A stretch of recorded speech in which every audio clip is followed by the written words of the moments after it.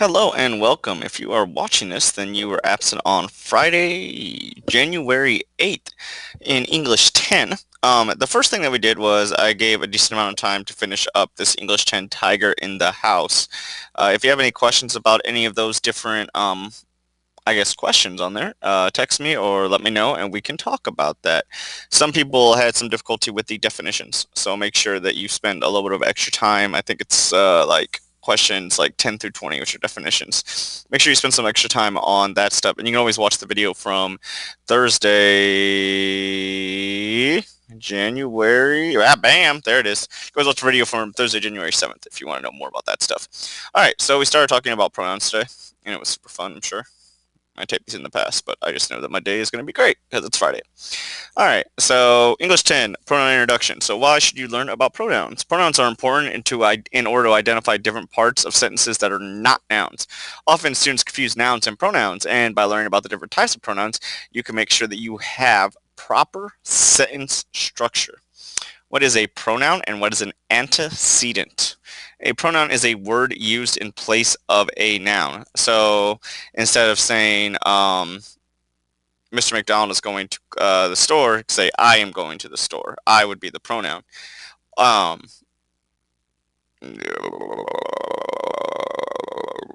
Benny is going to the mall. You are going to the mall.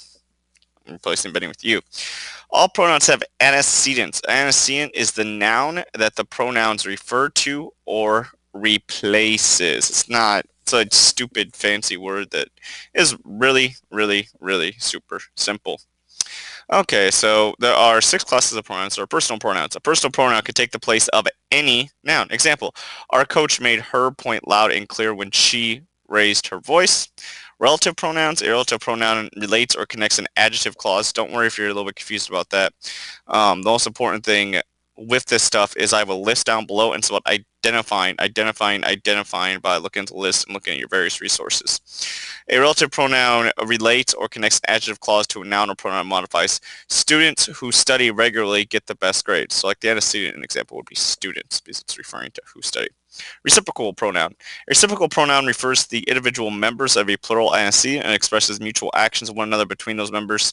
The playgoers enjoy talking with one another about the amazing performance. Again, playgoers would be the antecedent because it's talking about what's going on. Indefinite pronoun. An indefinite pronoun refers to any unknown or unnamed people or things. I don't know anybody who would come to my rescue on a cold, rainy night. Oh, that's a sad sentence. Interrogative pronoun. Interrogative pronouns ask a question. So these are super easy. If it's a question, it's probably have as an interrogative pronoun. Who is the oldest among you? Mr. McDonald. Demonstrative pronouns. A demonstrative pronoun points out people, places, or things without naming them. Example, this shouldn't be too hard. This could mean this assignment, which shouldn't be too hard. So this is really, really important for you to look at. I made charts as far as personal pronouns, reflexive pronouns, reciprocal pronouns, relative pronouns, interrogative pronouns, and demonstrative pronouns. Some of these are overlapping. You have your interrogative pronouns, which look like your relative pronouns. Interrogative pronouns have questions, though. That's what makes them so easy to identify. Indefinite pronouns, there's a lot of them. So make sure you take some time looking through that. So it says, go through the following paragraphs identifying the pronouns and their class. The number of pronouns is in parentheses at the end of the paragraph. So in the 1950s, like I'm yelling out right now, it was not uncommon for children to work in factories. One of these children, Margaret Knight, was only 12 years old when she saw a coworker suffer a serious injury machine that wouldn't stop. She invented a stop motion device to prevent it from happening again. Bam, bam, bam, bam, bam, bam, bam, bam, bam. Again, if you're having trouble, take some time, look at these, and try to figure out like, hey, okay, so check out your personal pronouns. It's a really popular one.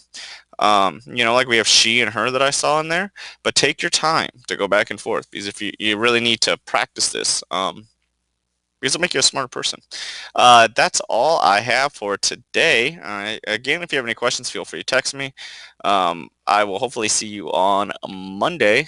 Mr. McDonald out.